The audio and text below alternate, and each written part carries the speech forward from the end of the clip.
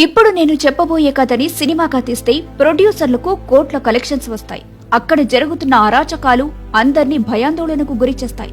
Recent గా కేరళలోని 32,000 మంది అమ్మాయిలు బలవంతంగా ఇస్లాంలోకి మత మార్పిడి చేయబడి వాళ్లను ఐసిస్ ఉగ్రవాద సంస్థలో పనిచేయడానికి ఇండియా నుంచి మాయం చేసినట్టు వచ్చిన మూవీ ది కేరళ స్టోరీ. ఈ స్టోరీకి మించిన కథ ఒకటుంది, అదే ది గుజరాత్ స్టోరీ.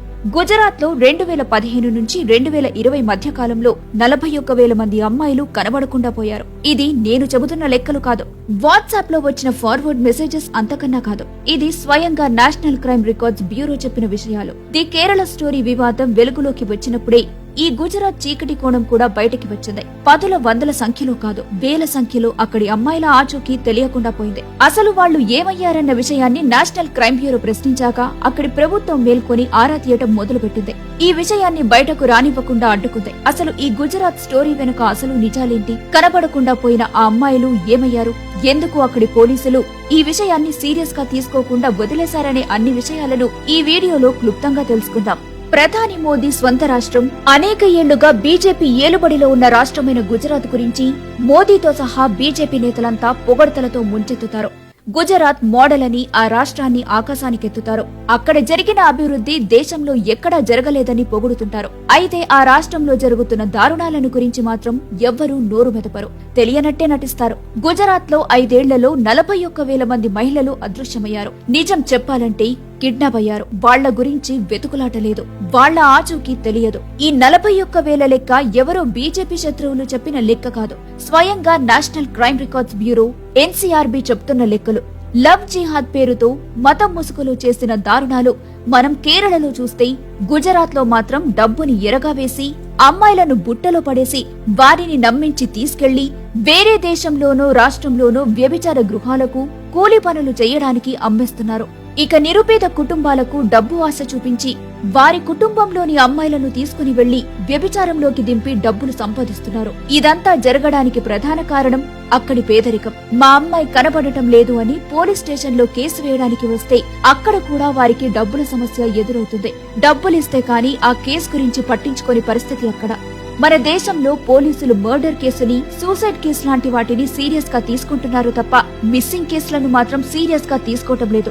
నిజానికి కిడ్నాప్ అనేది మర్డర్ కంటే పెద్ద నేరం. ఈ విషయాన్ని మన ప్రభుత్వాలు గుర్తించలేకపోతున్నాయి. ఎందుకంటే కిడ్నాప్ చేసి తీసుకెళ్లిన వాళ్లు దేనికైనా తెగించొచ్చు, వాళ్లు చెప్పింది వినుకుంటే వాళ్లని చంపేయొచ్చు కూడా. ఇక ఎన్సీఆర్బీ చెబుతున్న లెక్కల ప్రకారం 2016లో 7,105 మంది మహిళలు మాయమయ్యారు. 2017లో 7,712, 2018లో 9,246, 2019లో 9,268, 2020లో 8,290 మంది మహిళలు మాయమయ్యారు.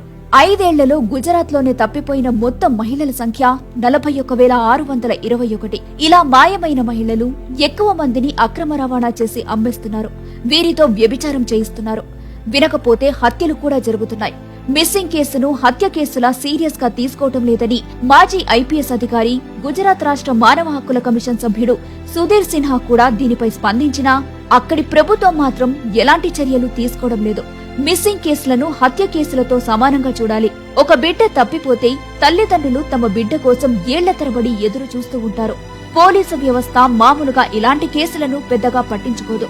గుజరాత్ పోలీసులు ఈ కేసుల దర్యాప్తు విషయంలో అలసత్వం వహిస్తున్నారు. బాలికలు, మహిళలు అదృశ్యం కావడానికి మానవ అక్రమ రవాణాయే కారణం. బీజేపీ నేతలు కేరళలోని మహిళల గురించి మాట్లాడుతున్నారు. అబద్దాలతో నిండిన ది కేరళ స్టోరీ మూవీ గురించి ప్రచారం చేస్తున్నారు. కానీ ప్రధాని మోదీ గాని, కేంద్ర హోంమంత్రి అమిత్ షా గాని తమ రాష్ట్రంలో 40,000 మందికి పైగా మహిళలు కనిపించకుండా పోతే పెదవి విప్పరు అని అక్కడి ప్రజలు ఆవేదన వ్యక్తం చేస్తున్నారు. అయితే ఈ విషయంపై మే 5న ది న్యూ ఇండియన్ ఎక్స్ప్రెస్ 40,000 మంది అమ్మాయిలు మిస్సింగ్ అని ఒక న్యూస్ ని పబ్లిష్ చేసింది. కానీ అక్కడి గవర్నమెంట్ దాన్ని వెంటనే డిలీట్ చేయించి 3 రోజులకే అదే న్యూస్ మ్యాగజైన్ లో 39,000 మంది అమ్మాయిలను అక్కడి పోలీసులు వెతికి పట్టుకున్నారు. ఇంకా 2,000 మంది అమ్మాయిల ఆచూకీ తెలియట్లేదనే న్యూస్ ని పబ్లిష్ చేయించింది. ఇలా చేయడంతో ఇంకా అనుమానాలు ఎక్కువయ్యాయి.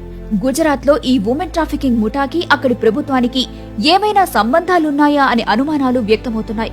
అయితే కేరళ స్టోరీ అనేది రాజకీయం చేసి అమ్మాయిలు మోసపోయారని ప్రశ్నించిన ప్రభుత్వం గుజరాత్ లో అమ్మాయిలపై జరుగుతున్న ఈ హింసాకాండ గురించి ప్రశ్నించకపోగా ఇంకా దాన్ని బయటకి రానివ్వకుండా రహస్యంగా ఉంచడానికి చేస్తున్న ప్రయత్నాలు చూస్తుంటే ఇదంతా ప్రభుత్వం చేస్తున్న కుట్రే అని అందరూ అభిప్రాయం వ్యక్తం చేస్తున్నారు. మన దేశంలో రాను రాను అమ్మాయికి భద్రత లేకుండా పోతుంది. దిశ లాంటి కేసులు రోజుకొకటి బయటికి వస్తూనే ఉన్నాయి. ఇక ఇలాంటివి గుట్టు చప్పుడు కాకుండా జరుగుతూనే ఉన్నాయి. ఇప్పటికే మనం 2 రాష్ట్రాల కథలు చూసాం. వెలుగు చూడని ఇలాంటి కథలు ఇంకా మన దేశంలో ఎన్నున్నాయో. మరి ఇలాంటి వాటిని అరికట్టాలంటే దేశ భద్రత విషయంలో ఎలాంటి చర్యలు తీసుకుంటే బాగుంటుందో మీ అభిప్రాయాన్ని కామెంట్ రూపంలో తెలియజేయండి.